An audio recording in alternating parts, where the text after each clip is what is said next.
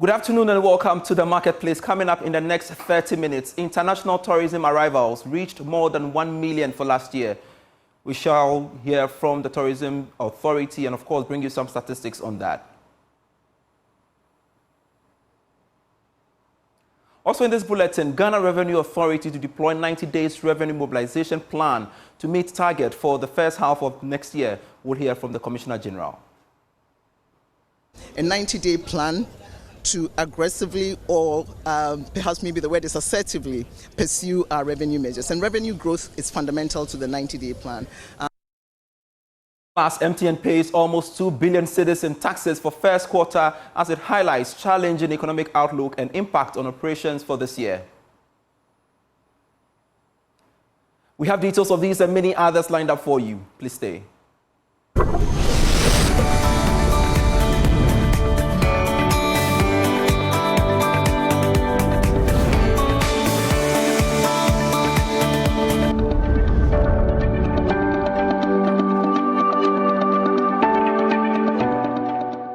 Hello, welcome to the program. I am Pius Kojo Baka. International tourism arrivals reached more than 1 million for last year. The development represents 25% jump over what was recorded in 2022. This was contained in the Tourism Statistics Report for 2023. There is more in the following Business Desk reports. 2022, Ghana international arrivals stood at 914,000.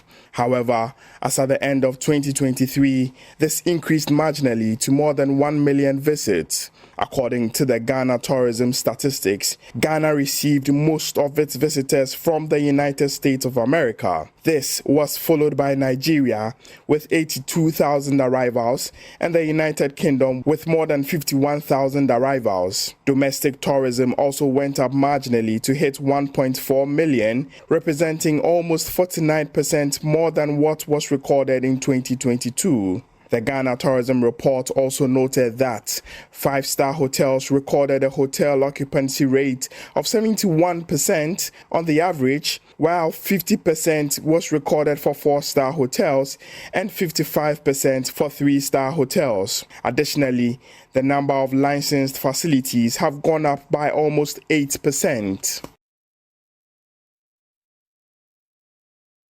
The Office of the Registrar of Companies has given companies who have failed to file their annual returns up to 1st June or risk cancellation from the company's register. This follows its decision to increase penalty fees from 650 cedis to 1,000 cedis. According to the Registrar of Companies, Jemima Wari, businesses need to comply with this directive before it begins implementation of its punitive measures. Talking from the beginning of the year, now we have about over 8,000 companies that by the end, what it is from May 1st, it will come into force, but implementation, I'll push it to June 1st. Okay. So it's coming to force May 1st, but I'll give companies 1 month for implementation. So from June 1st, that is when we'll start striking companies off. So between now and June 1st, anybody who knows that their accounts are not up to date, they should make every effort to file it. Also, the annual returns, they should make sure they update us on the current information on it. Then from June, we'll also send out SMS notices to all these companies, give you one last chance. So that shows you that we are not that keen on collecting that money. We're more interested in making you aware of your responsibilities under the Act than for you to comply with it. That's what actually this whole thing is about. Many of them register without even understanding the requirements under the Companies Act. They have, yes, they just register because possibly they need a contract or, a visa or any reason. I mean, it's not really because they really want to register a company and go by its requirements. So they have secretaries who don't even understand what it is to file an annual return. They pick up the auditors' letters from our office without even knowing who their auditors are. So when it gets to the points like this, this is the time they are now even finding their documents. So clearly, such companies must not be on the register. They are just not serious. Now, the Ghana Revenue Authority is deploying a 90-day strategic plan to boost revenue mobilization. The strategy, which involves creating partnership and changing perception about the GRA, aims at ensuring that government meets its half-year revenue target. Commissioner General of the GRA, Julie Isiam, disclosed this to journalists after addressing staff of the GRA to introduce new commissioners to the staff. Now, she made this known during a celebration of the May Day. Ghana Revenue Authority believes that forming partnership with the general public will boost their confidence in the payment of taxes. According to the Commissioner General, Julie Isiam, the 90-day strategy program will also involve staff welfare, which is very critical to the operations of the authority. She is optimistic that if the strategy is implemented together with other policies of the government, revenue target for the year will be exceeded. Together, and I don't want to preempt the conversation that we're going to have with our workers, but together we've sat down last week at our top management and agreed that we are going to deploy a 90-day plan. A 90-day plan to aggressively, or perhaps maybe the word is assertively, pursue our revenue measures. And revenue growth is fundamental to the 90-day plan. Staff welfare is fundamental because, after all, we're not the ones collecting the revenue. It's our staff who are collecting the revenue. Staff welfare is important. Our third vision, or our third pillar, is how the citizens of Ghana see GRA. What is the face of GRA that they see? Whether we harass or not, perception is reality. So it's up to us to change that perception. How do we change that perception? It's collaboration, it's tax education, and it's making our citizens feel that we are partners. Speaking on behalf of the staff union chairman of GRA Workers Union, Theophilus Kwesi, appealed for a national dialogue on tax payment and incentive for citizens that comply with the tax laws. Could start from the cabinet having the resolve, parliamentarians all having the resolve that it is time for us to raise domestic resources through taxes. I gave an example of incentive package when it has to do with payment of taxes. If you pick a country like South Korea, when they battled with their informal sector, they introduced an incentive package with a VAT, such that when you request for the value-added tax receipt, you are given some form of a rebate. You pick a country like Rwanda, they have also adopted same. So we recommend that if we decouple the incentive package to the payment of taxes, especially for the informal sector, it will be a wild goose chase, because we are few chasing many. So that is why we are calling for this national dialogue to reorient our thinking and the way we do things in this country, especially in payment of taxes. The event also served as a platform for networking between members and new commissioners of the Ghana Revenue Authority. Meanwhile, the GRA has maintained that it is optimistic of hitting the revenue target by the end of this year, despite the current challenges facing the economy. Here's Commissioner General of the GRA, Julie Isiam.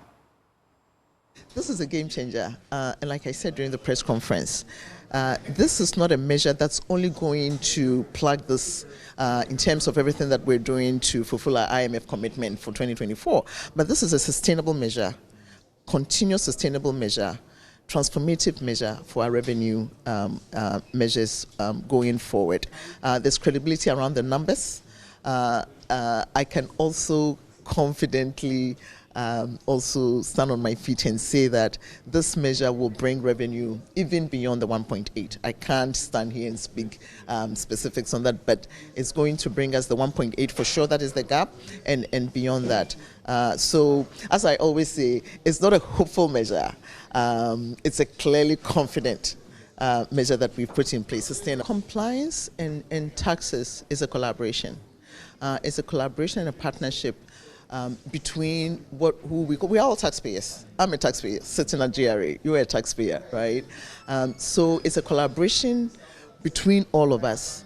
The taxes that we pay, or you and me pay, or taxpayers, for lack of a better word, pay, it's not money that just goes to the government. It's money that builds this nation.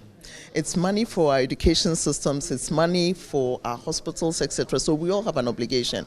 But the obligation of the GRA, beyond just collecting the taxes, is to support our tax base, is to support our taxpayers in helping them to go through this assessment process, or helping them to pay their taxes. Sometimes it could be just helping them with the accounting processes. It won't be the corporates. The corporates already have structures in place. But if we want to bring more into the tax net, individual taxpayers, how do we support them? all of that, I'm happy to say that my commissioners, dedicated commissioners, very knowledgeable commissioners, deputy commissioners, the GRA men and women are working diligently to put all these structures in place. They are in place already, we're just enhancing them. You would have heard that this year at our board retreat, we embarked and we publicly announced our collaboration with taxpayers to bring fairness into the process, to hear them out. We are together. It's a journey that we're embarking on together. So this is a big vision in terms of supporting our tax base. And we've got to stay a while longer with the Ghana Revenue Authority because they are intensifying efforts to expand the tax net in the informal sector under the modified tax regime and other schemes to mobilize more revenue for the government. The informal sector of the economy is said to be elusive in tax mobilization, but the GRA says it is working to include persons who either evade or avoid taxes. The Ashanti Regional Office of the authority embarked on a sensitization tour of some markets in the region. There is more in this report. In Ghana, tax avoidance and evasion are widespread, mainly in the informal sector, in which 86% of the country's workforce is employed. Out of the potential tax revenue to be collected from the informal sector, only a third is estimated to be collected annually. The Ghana Revenue Authority is intensifying efforts to expand the tax base in the sector through its modified tax regime. Dedicating the entire month of April to tax awareness, the GRA in Ashanti embarked on a sensitization campaign throughout major trading centers in the region. Acting Chief Revenue Officer at the Taxpayer Service Center at Kwadaso, Jerry Edupoku, says the authority is working assiduously to include all tax avoiders and evaders into the database. Through our interaction with taxpayers, some are giving us information, and we've taken address of those who are evading taxes. We will go to our system with your Ghana card. We can even get all information on you, and we will contact you and register you for taxes. Those who are evading, now we have upfront VAT payment at the port. Based on the upfront VAT payment at the port, people are even calling at the office to come and register with us. The informal sector, we have a tax system for them called modified taxation. Modified taxation, we have tax paying by installment. That is when we call it quarterly payments of taxes. That is a tax stamp. We've been taking it from them. Every quarter we move to a shop, we take your quarterly payments from them.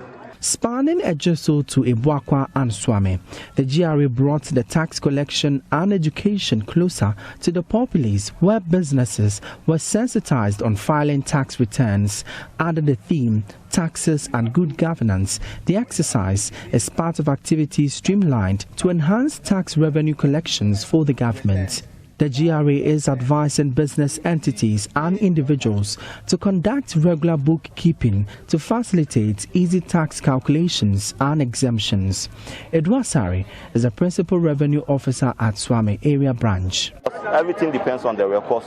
If you don't have any record, it will be difficult for you to convince us that your threshold doesn't meet what we are asking you for.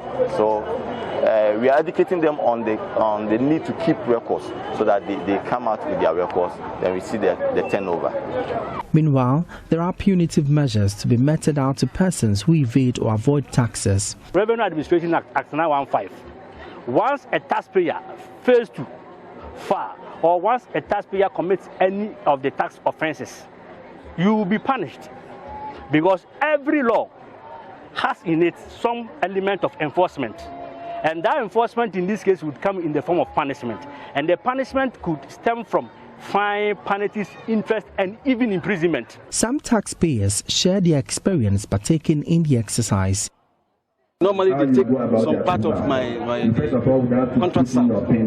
Any payment that comes, I realize that some withholding has been done. But I didn't know the difference, whether it is VAT or it is my personal income. But through this, you have educated me and I have known what the difference between VAT and personal income tax. Once you brought it to our doorstep, I think it has afforded the opportunity to every staff, because as I said, I've gone to every room, every office, and informed them about the need to go there and then file their taxes. So basically, they are all trooping there, coming to file their taxes. For Joy News, my name is Emmanuel Brant Kweku. Away from the Ghana Revenue Authority, but still on tax, telecom giant MTN ended the first quarter of this year with some significant increase in taxes paid to the state. This was captured in the company's financial performance report from January to March this year. George Biafe tells us more. MTN in the first 3 months of last year paid 1.1 billion cedis in taxes to the state. This came in the form of direct and indirect taxes. The amount increased to 1.7 billion Ghana cedis after it posted 1.6 billion cedis in profit before tax for this year. Telecoms giant also invested more than 1 billion cedis when it came to capital expenditure for that period. The first quarter of 2024 can be described as an interesting year for MTN based on the strong growth recorded in most areas of its operations. The active mobile money and even active subscribers also saw some significant increase in the first quarter of this year compared to the same period in 2023. However, despite these good numbers, MTN was worried about the economic outlook and how that could impact on its fortunes going forward for this year. According to the telecoms giant, these challenges are influenced by the high inflation rate, currency volatility, foreign exchange scarcity. This, MTN believes, could potentially affect the economic growth of the country and living cost for Ghanaians, which could go a long way to impact badly on its operations.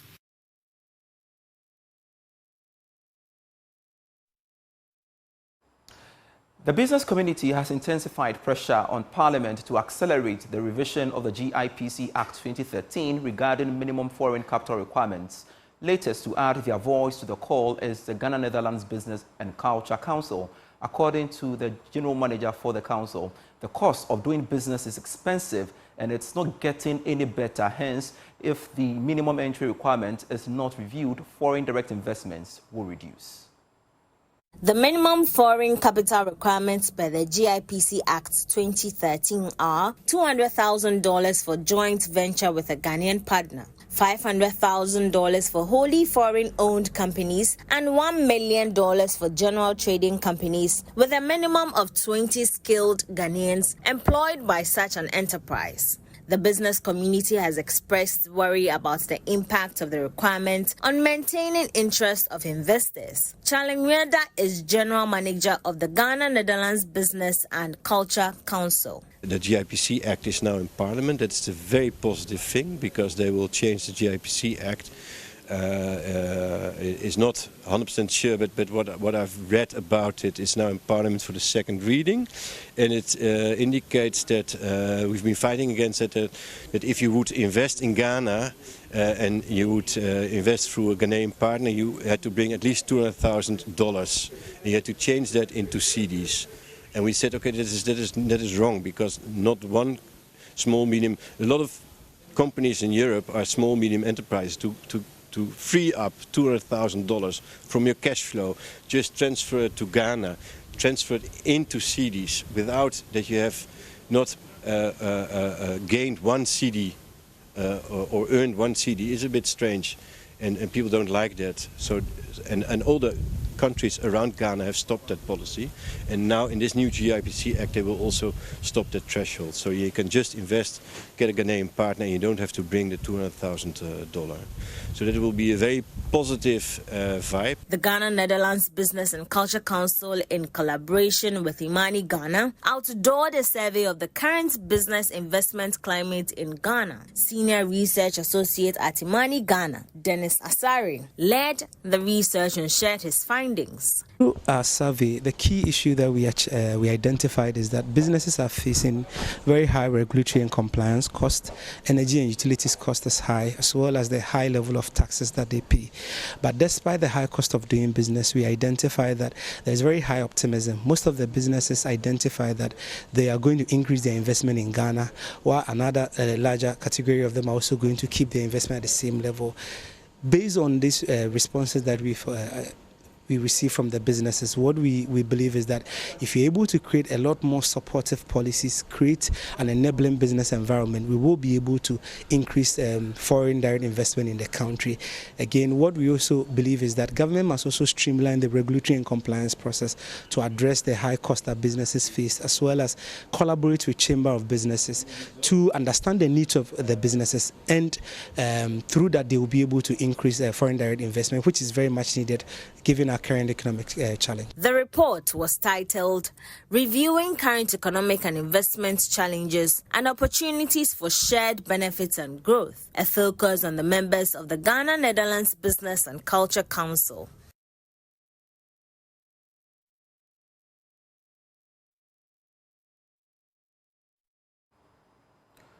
You're still watching The Marketplace with me, Pius Kojo Baka, and we've got to go back to our earlier story about the arrivals in the country in terms of tourism, and we've got to speak to the Tourism Authority. Its Chief Executive, Akwesi Ajima, joins us via Zoom to help us understand these developments. Thanks so much, sir, for speaking to us or agreeing to speak to us on The Marketplace. First, help us appreciate the data. When you talk about international arrivals, are you just talking about tourists that come or that came in the country or basically just about the arrivals?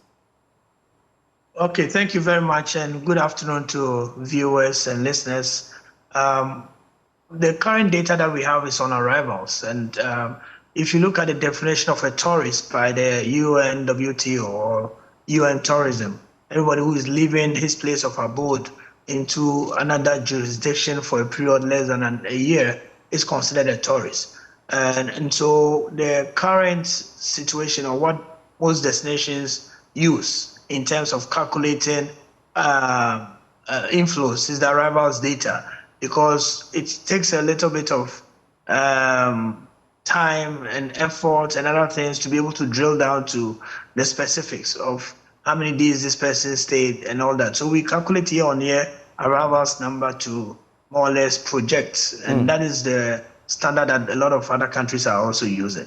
That's fair. So from 2023 tourism data, we know Nigeria came up as the second country where Ghana received most of the visits. I want you to throw more light on that for us. Yeah, so the current trend has been the US number one, and this trend started somewhere in 2018. Since then, I mean, 2017, we had Nigeria doing very well, neck on neck with the US. But since we started putting a lot more emphasis on marketing and sales in the US market, the number has grown. And so US is number one. Over 120,000 people came in from the US, and then about 80-something thousand from Nigeria.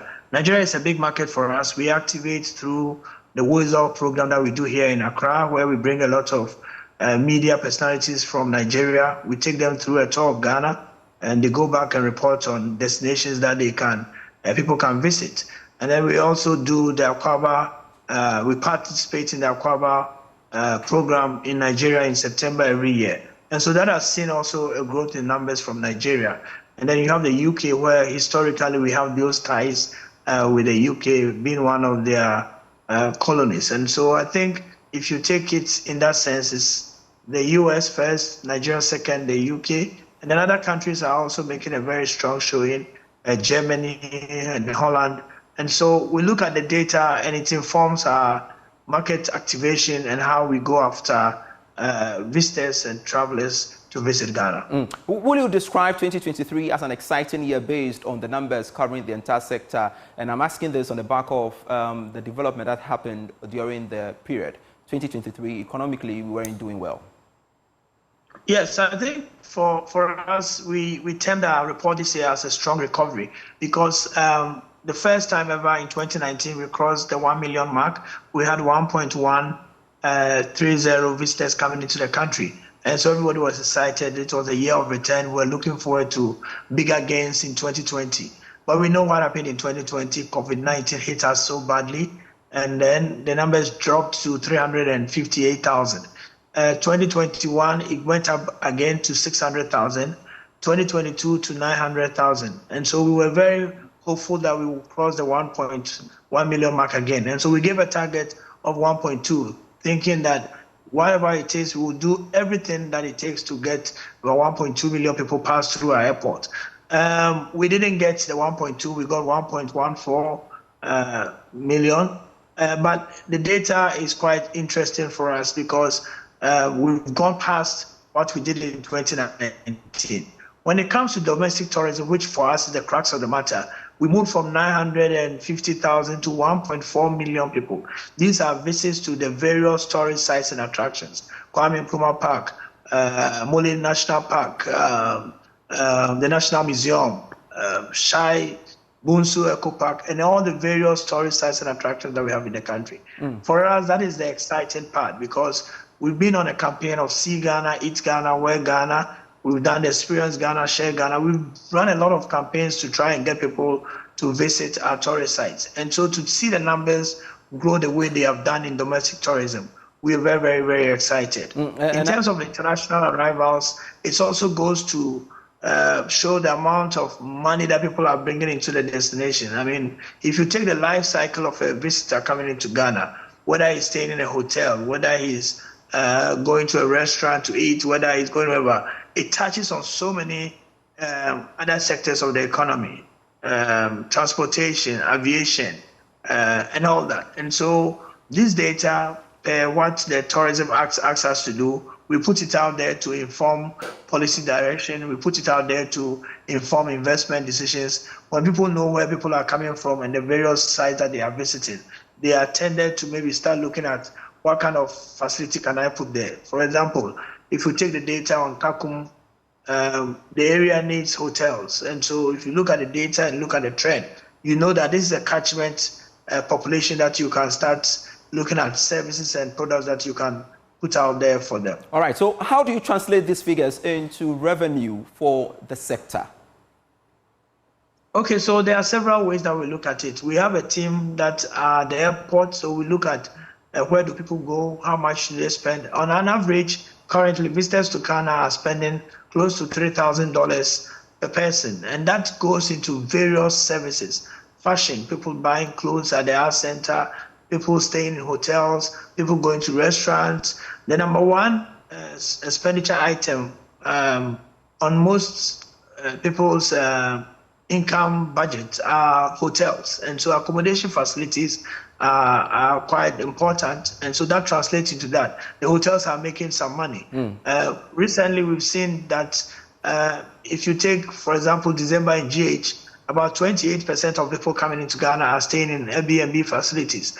And that is an area that we are trying to regulate. And so it gives us the data. We'll start looking at, okay, people are participating or patronizing these Airbnb facilities. How do we make sure that quality standards are upheld? How do we make sure that the people who are into Airbnb are also paying the right taxes to the state? And so we bring data to inform decision making and also to show that tourism really is helping in the national development. The economic impact is something that is quite high. Thank you very much, Akwesi Agyemang. We are indeed grateful for speaking to us on the Marketplace.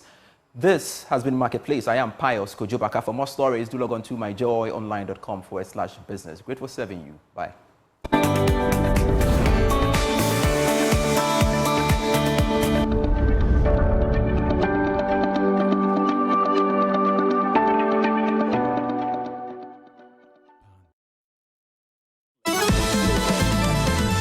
What's a lie? Someone whispered. Where we are going, they are taking us north. They are taking us to die. I don't know the equivalent of that in Ghana. Will that be Pilolo or something? Nico's character gives you something to